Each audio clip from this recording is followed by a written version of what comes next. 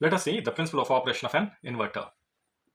Now we have considered a single phase half bridge inverter circuit here consisting of 2 diodes and 2 transistors with R load. When the transistor Q1 is on for a time T by 2, the instantaneous voltage across the load will be V0 equals to Vs by 2. And the path will be from Vs to Q1, Q1 to load current flowing from A side to O side.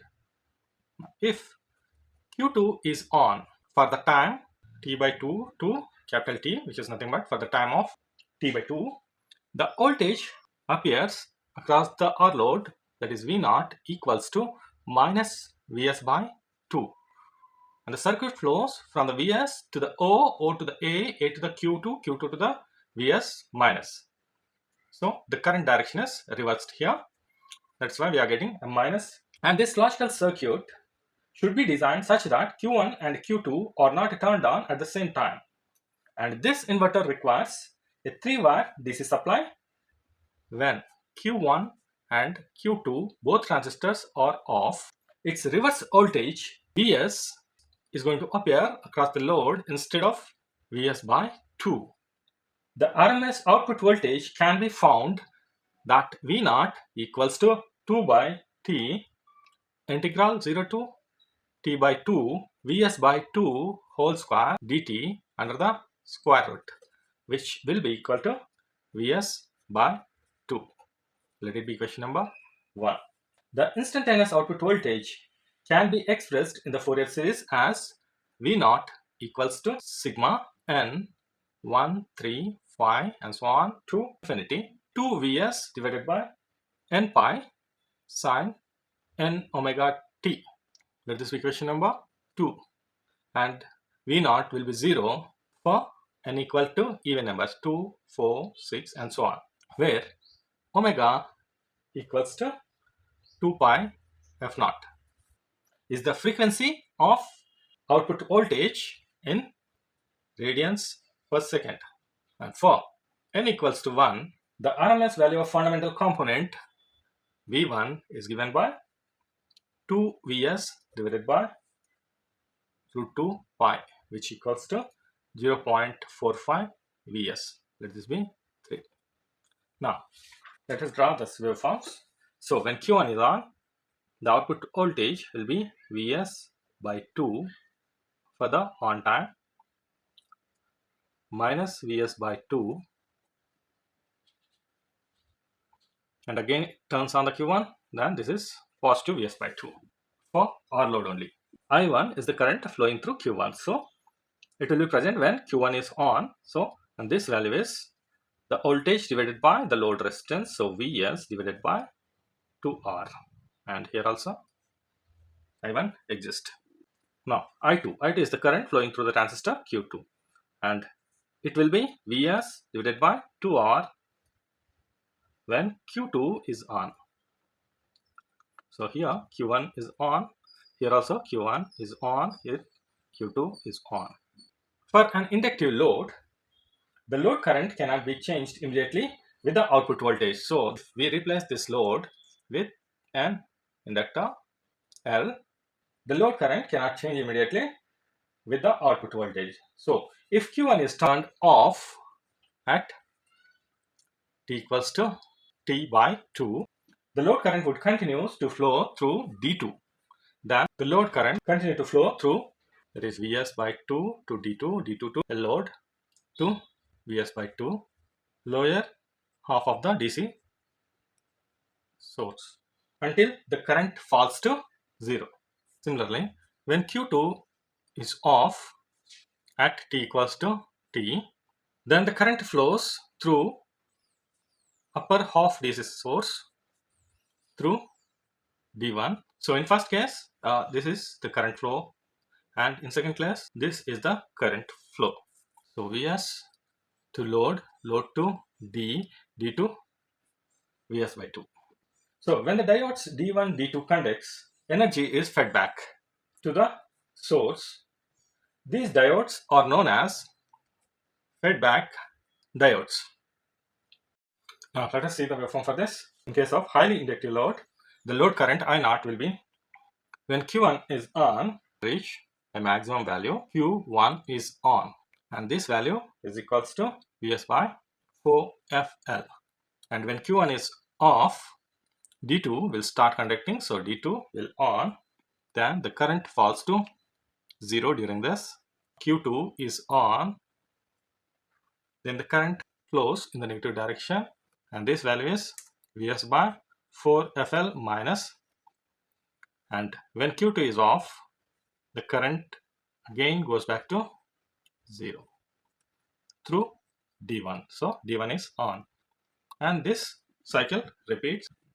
So for RL load, the instantaneous load current I0 could be sigma N135 up to infinity 2 Vs divided by N pi square root of R square plus N omega L square of sine N omega t minus theta n. That is equation number 4, where theta n equals to tan inverse of N omega L divided by R. If I01 is the fundamental load current, the fundamental output power for n equals to 1, that is P for n equals to 1, equals to V1 I01 cos theta 1, that equals to I01 square R. That implies P01 equals to 2 Vs divided by root 2 pi root of R square plus omega L whole square of R. Let it be 5 and 6. In most applications like electric motor drives, the output power due to fundamental current I0 is useful power, and the power due to harmonics is dissipated as heat and increases the load temperature. From this waveforms, it can be noted that for purely inductive load, a transistor conducts only for the time of T by 2. You can see the total time is T, but this is T by 2, in which half of the time is taken by D1 and D2. So a transistor can work for the time of T by 2. If you represent that in degrees, then 360 degrees by 2 or 180 degrees for both the transistors. Then each transistor works for 90 degrees. It depends on load, power factor. The conduction period of the transistor would vary between 90 degrees to 180 degrees. So when the transistors can be replaced by GTOs or forced commutated thyristors, if TQ is the turn-off time of that thyristor, there must be minimum delay time of TQ between the outgoing thyristor and firing of the next incoming thyristor. Otherwise, a short circuit condition would result through the two thyristors. Therefore, the maximum conduction time of the thyristor would be T by 2 minus TQ. In practice, even the transistors requires a certain turn-on and turn-off time. For successful operation of the inverter, the logic circuit should take this into account. The output of the practical inverter contains harmonics. Quality of an inverter is normally evaluated in terms of the following parameters. First parameter is harmonic factor of nth harmonic, represented with HFN. The harmonic factor of the nth harmonic, which is measured of individual harmonic contribution and is defined as HFN equals to Vn divided by V1, where V1 is the RMS value of fundamental component and Vn is the RMS value of nth harmonic. And the second factor, total harmonic distortion, represented with THD. The total harmonic distortion, which is a measure of closeness in shape between a waveform and its fundamental component, and is defined as TDH equals to 1 by V1 of sigma n equals to 2, 3 and so on up to infinity Vn square of 1 by 2. And third factor, distortion factor, represented by dF. The TDH gives us the total harmonic component, but it does not indicate the level of each harmonic component. If a filter is used at the output of the inverter, the higher order harmonics would be attenuated more effectively. Therefore, a knowledge of both the frequency and the magnitude of each harmonic is important. The distortion factor indicates the amount of harmonic distortion that remains in a particular waveform after the harmonics of the waveform have been subjected to second order attenuation, that is divided by n square.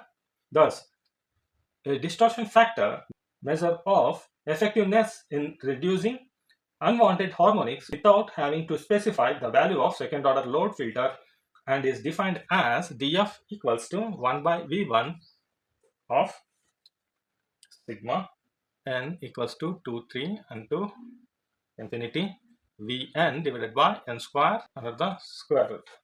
The distortion factor of an individual harmonic component is defined as df of individual n equals to Vn divided by V1 n square. And the fourth component, lowest order harmonic with LOH. The lowest order harmonic is that harmonic component whose frequency is closest to the fundamental one and its amplitude is greater than or equal to 3% of the fundamental component. So this is the principle of operation of an inverter with R load, RL load and purely inductive load and the factors involved in it. If this video is useful, please like, share and subscribe.